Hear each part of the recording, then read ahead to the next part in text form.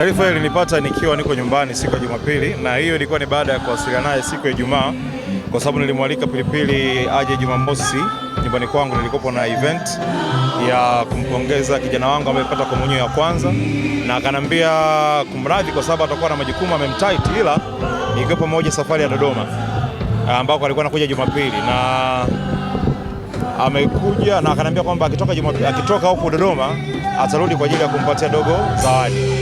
So taarifa zilinikuta kesho yake sasa baada ya shughuli, wakati namtegemea Pilipili aje na zawadi, lakini napata taarifa kwamba Pilipili amefariki. Kwa hiyo iliniuma sana na ilinigusa sana kwa namna ya kipekee, kutokana na ukaribu wetu ambavyo umekuwa kama hivyo ambavyo umesema, na hicho ambacho nilikifanya ilikuwa ni katika kumfanya Pilipili arudi kwenye ubora wake ambao alikuwa nao hapo awali, na nashukuru Mungu Pilipili alikuwa anarudi kwenye ubora wake. Pilipili alikuwa anarudi kwenye ule, unajua, ukali wake, unajua na alikopo yuko okay, alikuwa yuko fiti kabisa. Mimi nakumbuka nilipopigiwa simu, kuna mtu mwingine alifikiria akasema kwamba ni mambo ya depression. Mimi nikasema hapana, Pilipili alikuwa hana depression, Pilipili alikuwa hana msongo wote wa mawazo kwa kipindi hicho, kwa sababu nilikuwa naamini Pilipili alikuwa yuko okay.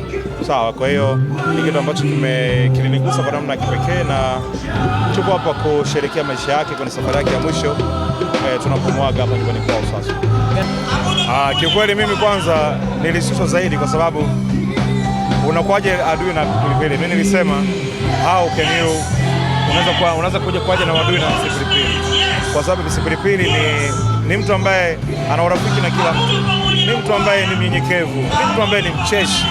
Pilipili is like, yani anakutana na mtu, anakutana na wewe, anakutana na Pilipili pia nakufahamu wewe, mimi sikufahamu, lakini Pilipili anaweza kanifanya mimi na wewe tukawa marafiki. Unaelewa? Kwa alikuwa ni mtu wa connect watu.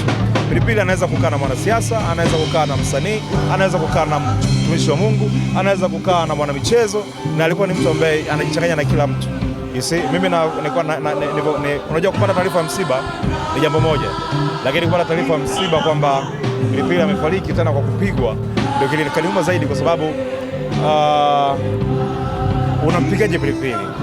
Kwa nini umpige Pilipili? Kwa hiyo kuna time nafikiria kwamba kuna ile wakati anapigwa the way ambavyo pengine alikuwa labda anacheka, unajua, so Pilipili is always smiling, you know, maybe he was smiling like bro niache, so yani